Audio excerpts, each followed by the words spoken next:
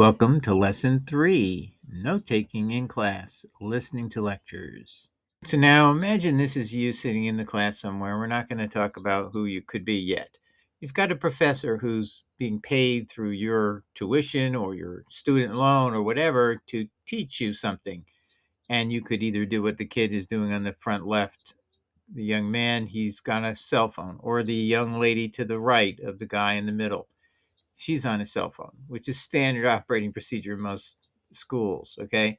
Now you've got the guy immediately to the left of the center guy, and he's got a yellow marker and he's going through the book, but he's not taking any notes. He's not actively involved with the text. He's just underlining what he thinks the teacher has talked about. But the guy in the middle, he's the only one taking notes. So which is the correct role you should be taking when you want to be studying and being preparing yourself for lessons? Let's take a look. Well, this issue was scientifically investigated by a professor at Cornell University, and his name was Walter Paul, and this was in the 1950s. And so this now is known by his school's name or his alma mater, so it's called the Cornell Learning System.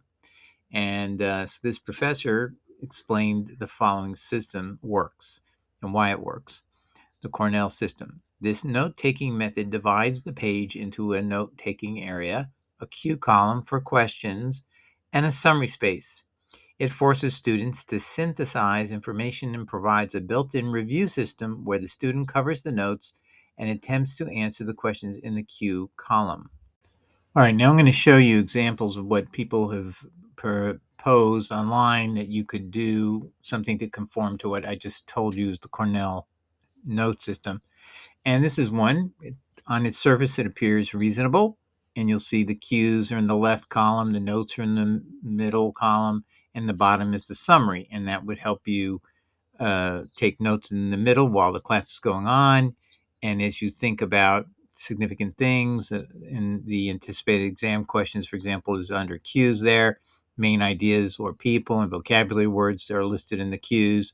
So those are the things that would cue you to look for the answers in the notes. And then there's an effort to write a summary. I haven't told you how this all relates to each other, but this is a reasonable one, and this young lady did a video on it. But I want to show you another one. Okay, here's the second one, and I think if you look at it, you can already see it has a little bit easier clarity to what to do. Cornell notes, you put your name, date, class period on the right so you can track when this happened. Then you put the keywords and ideas in the middle, not on the side. Important dates and people and places in the middle. You put the main idea, the key questions to the left, but the detail that you're studying and writing or should be the keywords and ideas as you're going, and important dates and people. And anything that there's repeated stress by the professor, ideas and brainstorming written on the board, overhead projector, so the things the professor is actually writing. So you want to transpose those notes the professor is putting on the board into your own notes. And then later you're going to extract the main idea and the key questions from it. So, and the anticipated exam questions in particular.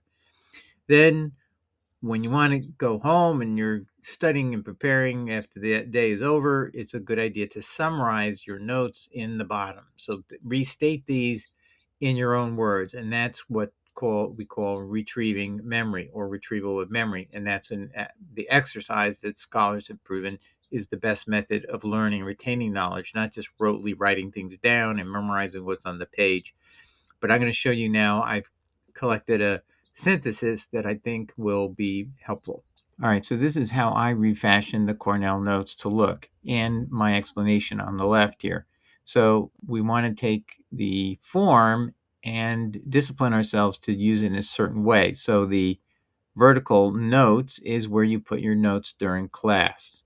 The questions and cues is what you think and extract as you're doing it, as you're listening, that this was something important to be emphasized by the teacher and possibly therefore an exam type topic or precise question. So that's how you do it. Questions and cues that something's very important is what that left column in the shade is.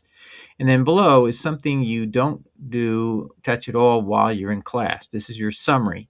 And this is something that you make of your notes that you received in class, and they maybe gave you were cryptic or you didn't say the whole thing. And now you're going to remember, you're going to you're going to do what? You're going to pull out and remember things that you heard and now are going to articulate in a more summarized fashion. So this is part of what we call retrieval exercises, what we emphasized earlier from other books, make it clear books, and get it right. So they're trying to tell you memory is retrieving a prior experience and then putting it in writing, but not always just memorizing things in rote. So that's what you want to use the summary for. It's going to be where you take your recollections that were not put in the notes and now put them in the summary. And that's how you're going to help yourself remember things in a much greater way. So let's take a look at what I'll give you an example of what might happen in class. Okay, so here's the Cornell notes that you would have perhaps in this situation. You're studying a class on religion, they're studying Jewish Christianity. There was a point in time in 49 AD where Claudius the emperor, according to the historian Suetonius, they were exiled out of Rome. This had significance in terms of where the Jewish Christians went, and the central cities they went were Ephesus and Corinth. And then this had an unintended consequence of Rome because these became security risks in the empire. They were now centerpieces of zealot Judaism. However, now they were in Gentile territories, which raised another interesting issue: is could they be divided up? Could somebody come in, an agent provocateur, and create division between the Jewish Christians there and the Gentiles who were being told they're being pulled in as people who are part of that same religion, but yet now there's a division. There's some sort of separation happening between them. And was there a security risk that Rome was dealing with through people who would basically come in and say, we're Christian too, but they're not really Christians. They're serving the Roman Empire, to create division and weaken this group, because Rome is all about security.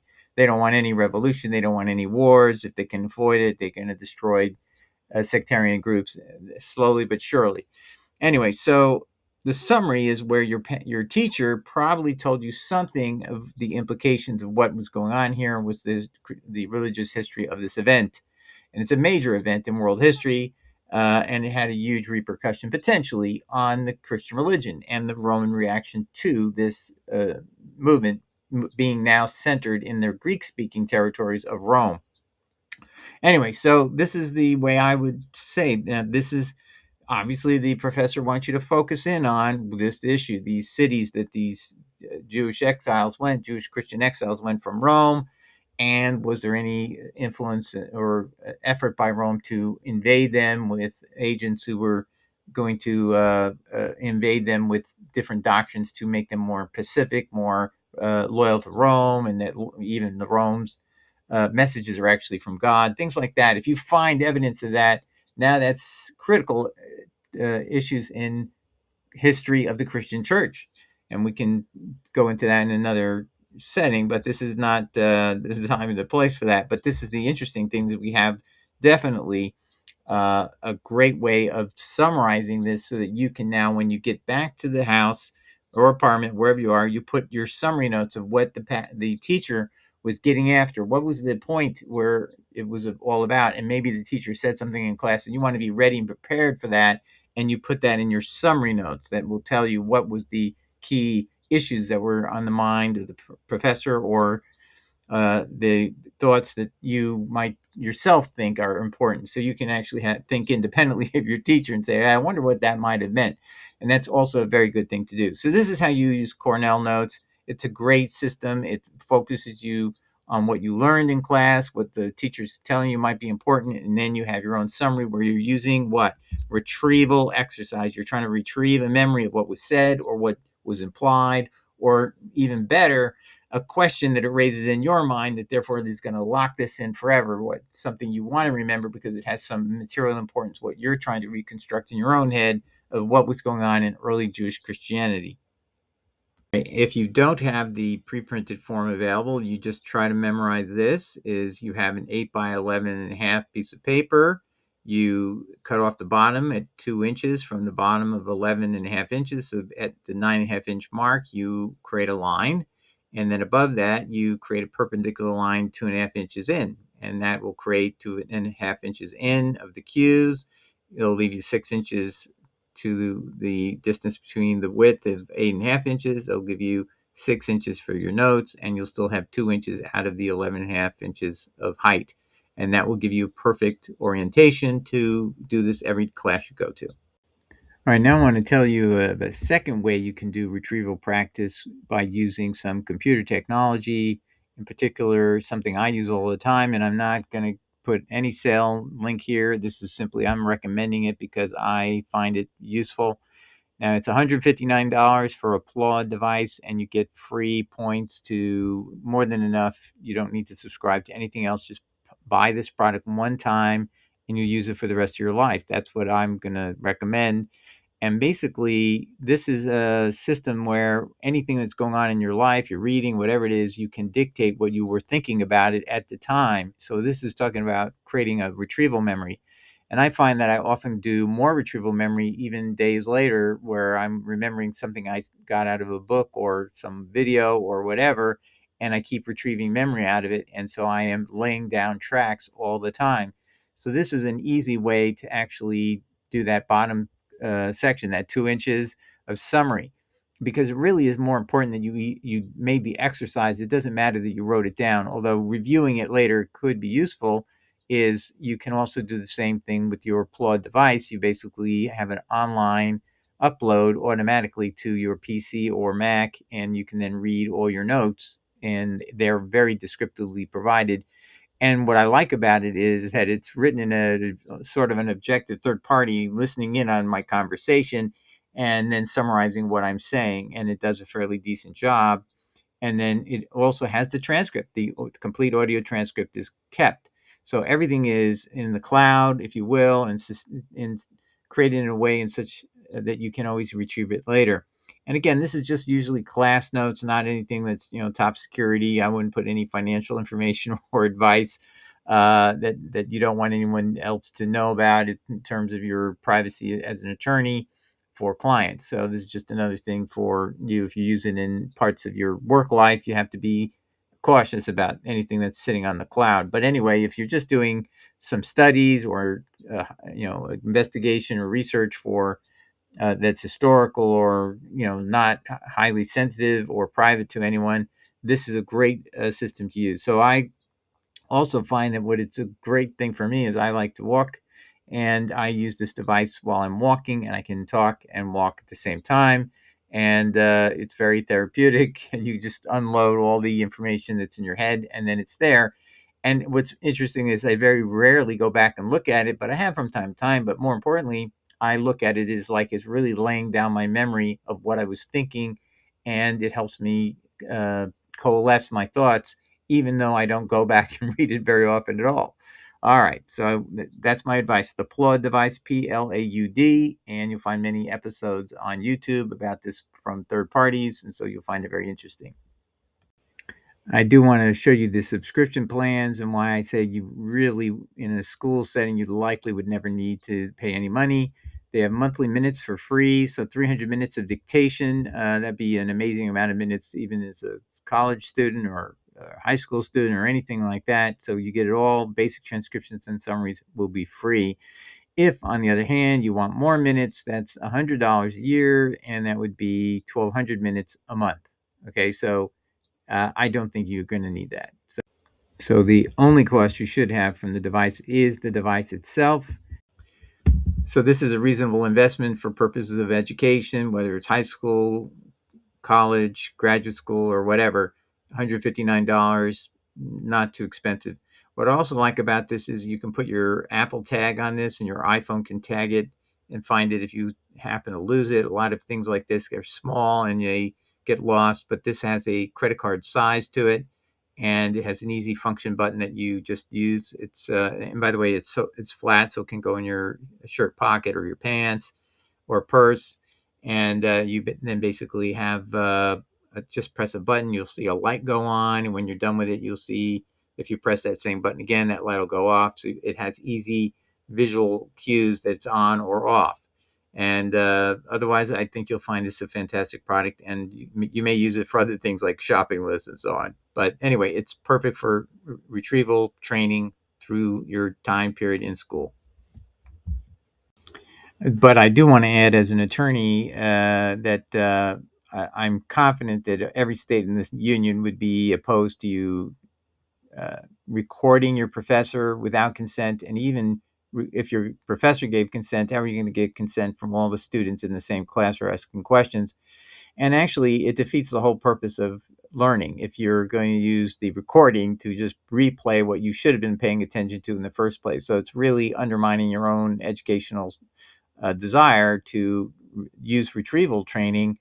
You're going to be able to say, well, I don't have to remember what the professor said. I'm going to just replay it. And that's not the function that you want to seek. You want to seek where your own brain is recalling facts, not your brain is listening to the same thing over and over again. So that's the opposite of what you want to do. You want to have retrieval training, not rote memory, not by hearing it over and over stated. You want to have a memory that is going to retrieve the facts from what the professor said in class.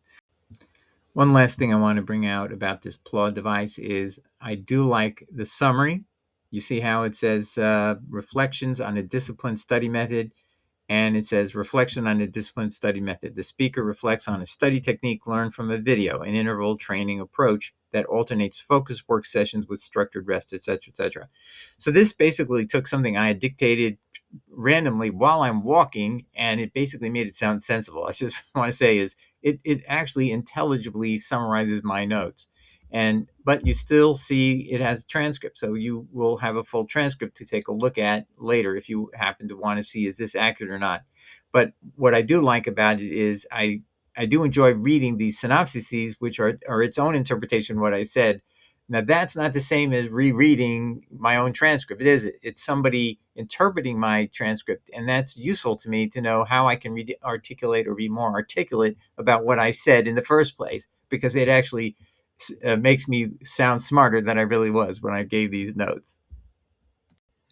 Now, the last thing I want to show you is that you can actually see here on the screen my iPhone. My iPhone has the transcript, and it shows me I can share a link of that transcript. I can share notes of that. I can re-listen to the audio. This could be useful in the future. And there's also a mind map down there at the end, and that mind map might be more in the sense of a retrieval tool. So it's going to show you how the ideas that you heard connect to other concepts. So that's interesting. And then on the second column there is the transcript where it shows you the outline by what I said or what you said at the time sequence it says in the outline, and then the transcript begins. So this is an invaluable tool in case you do need to go back and listen to the original memory you had of this, the first retrieval you made of it. It may be useful in studying later when you get closer to exam time. So that's the end of this episode, this lesson number 3. Take a look at the quizzes. They're optional for you to fulfill out. You can get all of them wrong, but you can keep going. But I suggest if you get them wrong that you look at the uh, questions again and try to answer them until you get them right. Anyway, God bless you. Take care. Ciao. Bye.